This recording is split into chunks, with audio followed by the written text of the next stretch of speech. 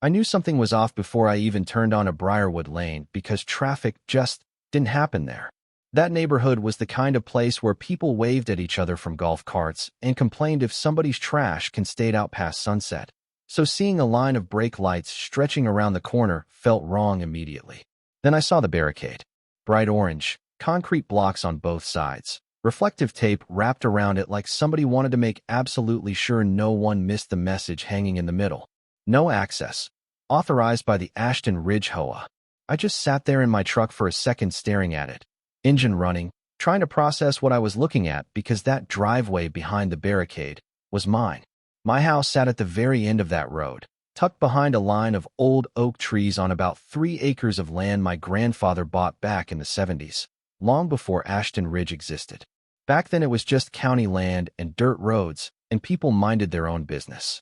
Then developers came in around the early 2000s and built this polished little upper-middle-class subdivision around my property, like a donut wrapping around the hole in the middle.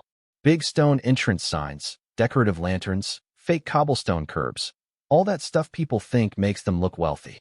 The funny thing was, my land was never part of their HOA. Never signed into it, never paid dues, never agreed to their rules. But my driveway connected through their main road because it had existed years before their neighborhood did. For a while, nobody cared. Then people started moving in from out of state during the housing boom, and suddenly my old pickup truck, my utility trailer, the occasional delivery truck coming down the road, all of it became this huge issue for people who acted like they were living inside a country club commercial. I'd hear little comments sometimes. Nothing direct at first, just passive-aggressive stuff. One woman once stopped me while I was getting my mail and asked if I was the contractor working on the property. I said, "Lady, I own the property." She looked embarrassed for maybe half a second before doubling down and asking if I planned on repainting my barn because it didn't really match the aesthetic of the neighborhood. The aesthetic. I swear people in HOAs talk like they're managing Beverly Hills when really they're arguing over mailbox colors in suburban Tennessee. Still, I mostly kept to myself. I'm not some loud guy throwing parties every weekend. I run a small excavation business. I leave early, come home tired, grill dinner on the porch sometimes. That's about it. But apparently, even existing outside their little bubble bothered some of them. Especially the HOA president, Richard Cannon. Richard had this polished salesman energy that made every sentence sound fake. Perfect white smile, tucked in polos, drove a Tesla like it was part of his personality. Every conversation with him somehow turned into a lecture about community standards. A few months before all this happened, he came to my house with 2 other HOA board members because one of my dump trucks had left a little mud near the entrance after heavy rain. Not damage, just mud. Richard stood there smiling like he was delivering great news and said, "We'd appreciate it if you could be more mindful of the residents' experience entering the neighborhood." The residents' experience.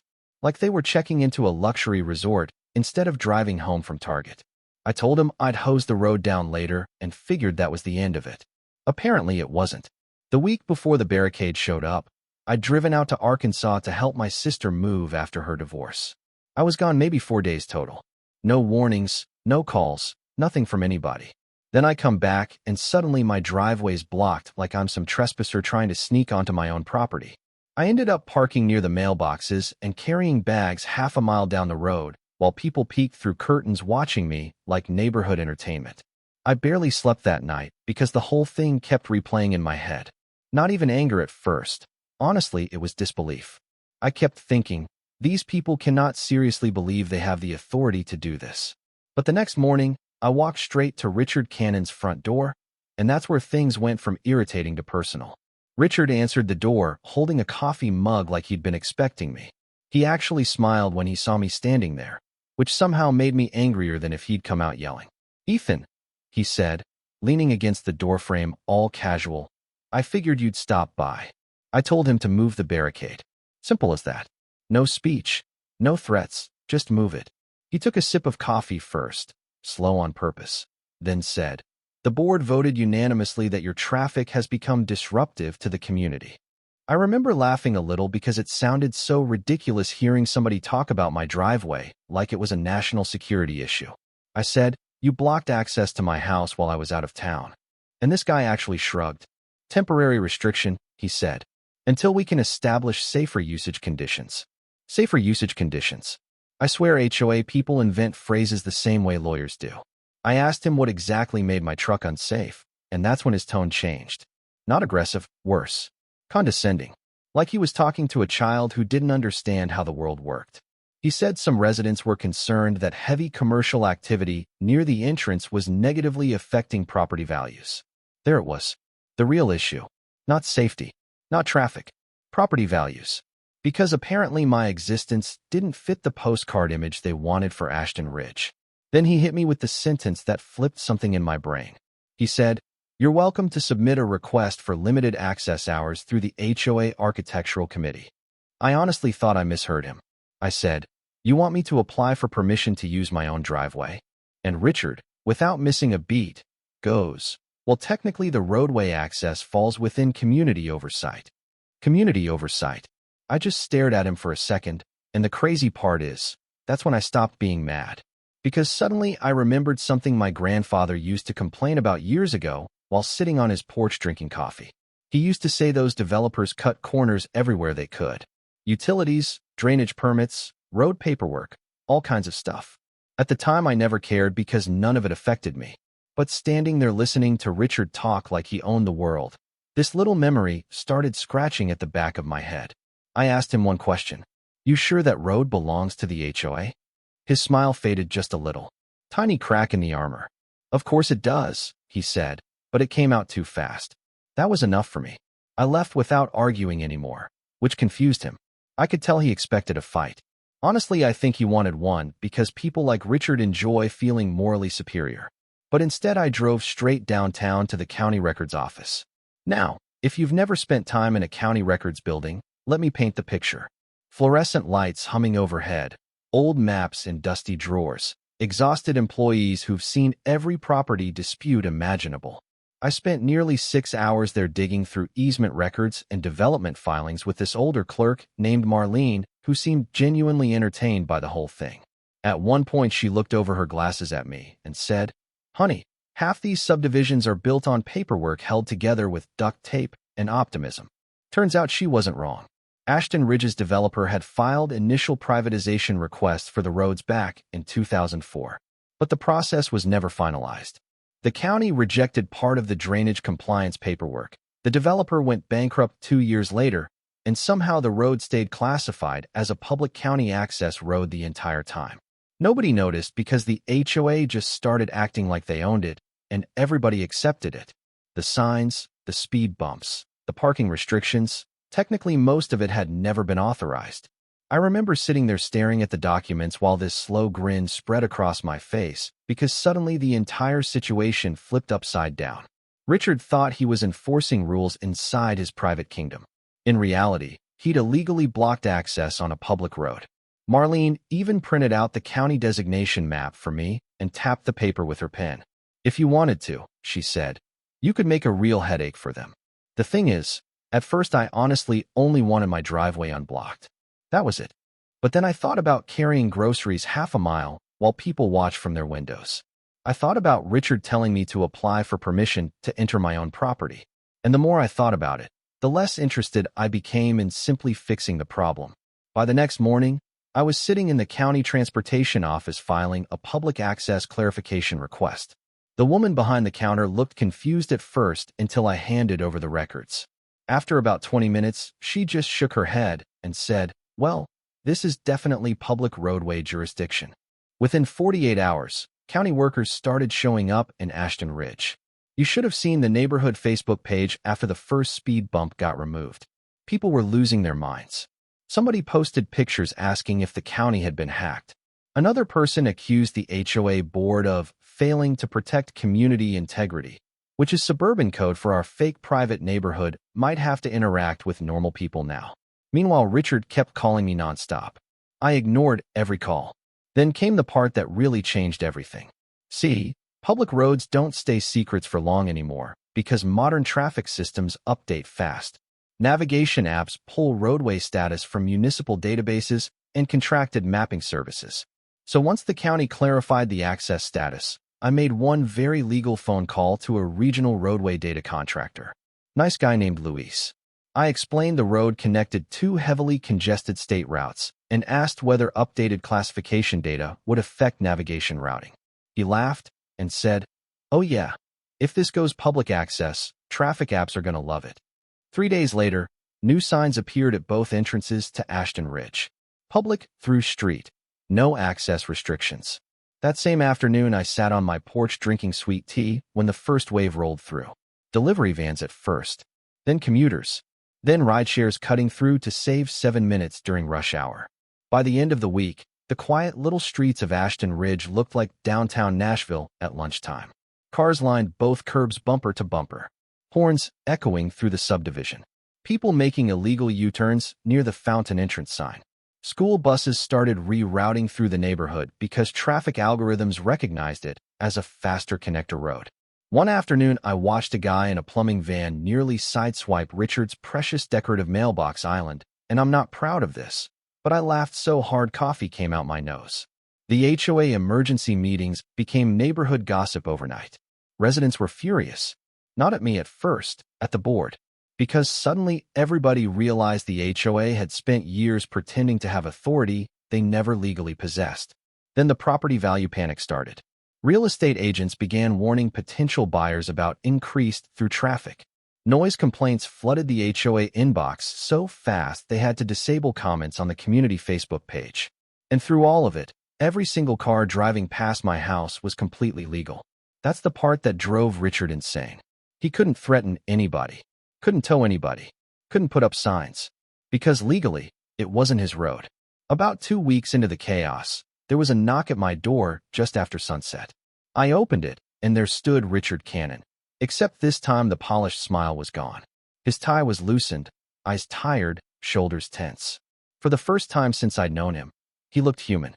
He looked at me for a long second before saying quietly, "You did this intentionally."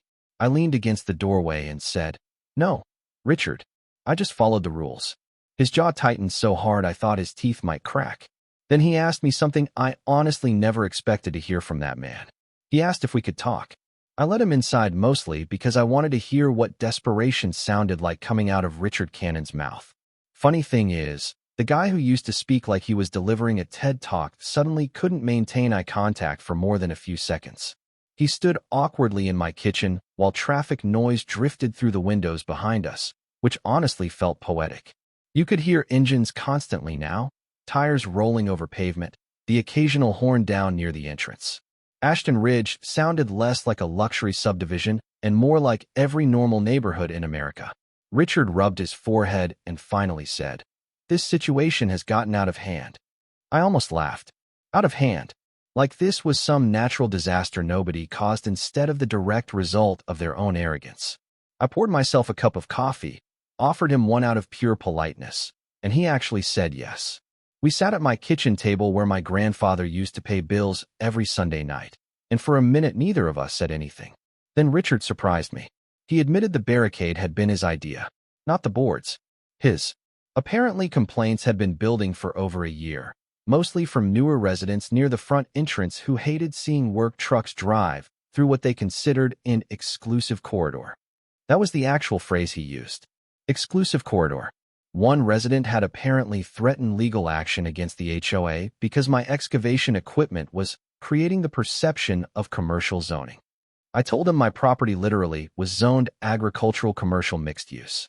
He sighed and said, "I know that now."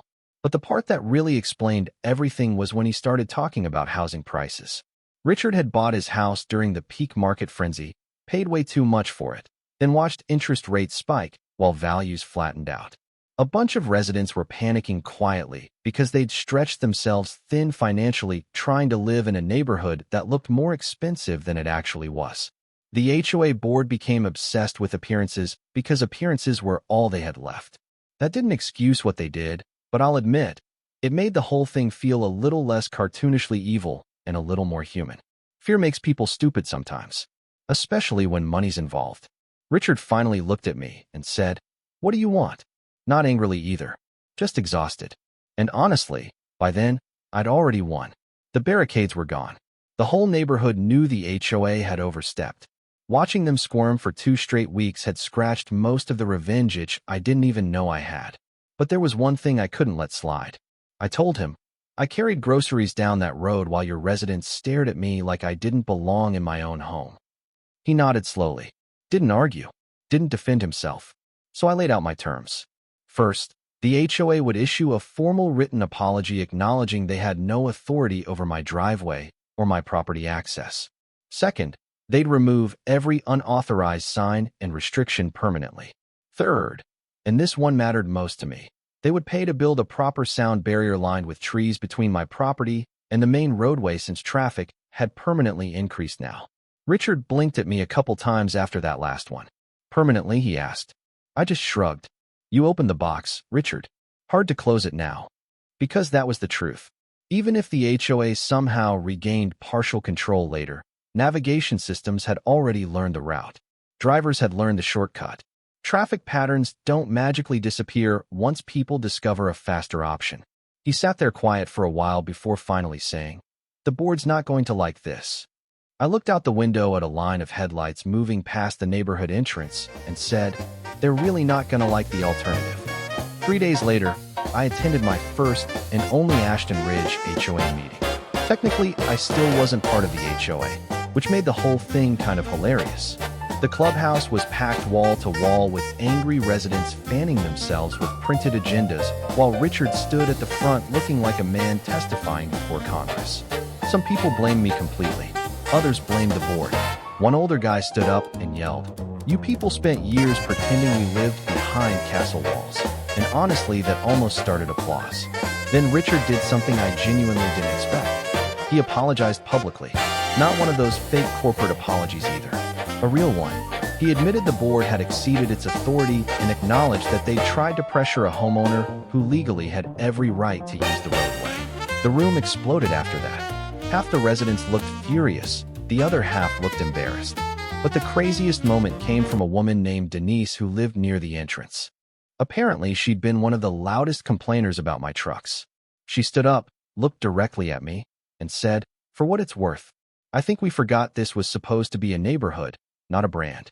That line stuck with me longer than anything else from that night. A neighborhood, not a brand. Because she was right. Somewhere along the way, people stopped caring about community and started caring about maintaining the illusion of perfection. Matching fences, approved paint colors, curated silence. All of it designed to make life look polished from the outside, even if everybody inside was stressed, broke, or miserable. The agreement passed by a narrow vote. The HOA paid for the sound wall and landscaping along my property within 2 months. Funny enough, once the trees grew in and traffic settled into predictable patterns, things actually got quieter near my house than before. Richard resigned from the board before the end of the year.